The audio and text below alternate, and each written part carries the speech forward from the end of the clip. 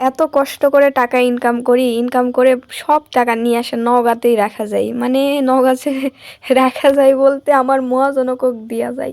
এত কষ্ট লাগে এই যে যদি যেদিন আমি মালজাল কিনতে আসি, এত কষ্ট করে এত সময় ধরে জার্নি করে যে টাকা পয়সাগুলো আমি নিয়ে আসি, বাপরে বাপ রে বাপ, 2 মিনিটও লাগে না ফুরাতে। এটা কোনো কথা? টাকা টাকা কেউ কেউ জীবনে জীবন ছেড়া দিয়াও ধরে থোয়া পারে না।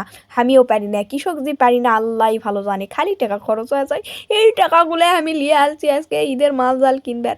মেলাগুলা লুঙ্গি লাগবে, এখন লুঙ্গির মজনের কাছে টাকা দিয়ে আমার ব্যাপার টাকা শেষ।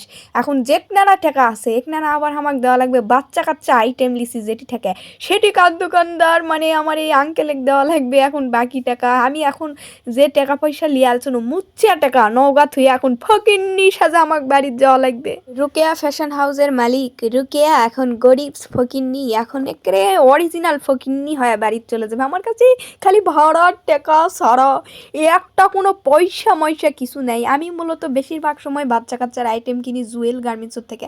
একটা সময় ছিল আমি নওগাঁ জেলার মানে নওগাঁ শহরের কিচ্ছু চিনতাম না। আমি এতই হাবা গুবা আর এতই হুদলি চিনু। হুদলি মানে বুঝেন, হুদলি মানে হচ্ছে ঘুরতোক যাই, কিছুই বুঝে না। আর নওগাঁর এখন পাইকারি মার্কেটের অলি গলি কুটে কি আছে মুচ্ছে আমি একেবারে ম্যাপের মতো চিনি, গুগল ম্যাপের মতো চিনি, বুঝলিন? একেবারে কোন গলি দিয়া কি আছে, কোনটে কি আছে, কোনটে কার দোকান আছে মুচ্ছে চিনি। মানে কি আর কইতাম, এগুলা তো আমি প্রত্যেক দিন দিন আসায় হাজার হাজার টাকা থিয়া যায় এই নওগাঁ। এই নওগাঁয় আমাকে মনে হয় ফাঁকিন্নি বানায় আজকে বাইর দিয়া পাঠাবে। আমি এখন এই গলি দিয়া যাচ্ছি আমার মহাজনেকের দোকানের কাছে, মানে আমার মহাজন অর্কের কাছে যাইয়া এখন আমি মুচ্চা টাকা দিয়া থিয়ে আসবো। আমার এতই কষ্ট লাগছে আমি তোমাকে কিভাবে বুঝামো। আমার বুকটা কষ্টে ফাটা যাচ্ছে, আজকে যা টাকা আনিছি মুছে আমাকে এই নওগাঁ থিয়া যাওয়া লাগবে। দোকানের মাল জাল মোটামুটি কিনা শেষ, টাকা পয়সাও দেওয়া শেষ, এখন মাল জালগুলা বস্তাও করা শেষ। আইদা দেখো আমার থেকে সেই বস্তার ওজন হয়ে গেছে বেশি, এখন হামাক মহাজনে করতে তোমার ঘাড়ত তুলে দিব ই ফাজলামু। আইদা দেখো এখন দুইজনে মিলে ঠেলা বস্তা লিয়া যাচ্ছে, মানে ঘরও চুটে লিবার পারনি।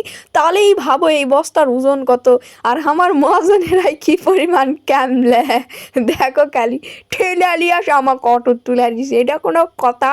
মানুষে দেখলে কি কবে আর মান সম্মান কোনটে যাবে। আমি অটোত করে আমার রুকিয়া ফ্যাশন হাউসত মুচ্চা বস্তা লিয়া চলে আসছি। এখন বস্তাটা কোনো রকম থিয়া বাড়ির যাচ্ছি। সারাটা দিন নওগাঁ চলে গেছে, খাওয়া নেই দাওয়া নেই গোসল নেই কিছু নেই, মাথা মনে হচ্ছে পাগলা হয়ে আছে। যাই এখন আমার গোসল দেওয়া লাগবে।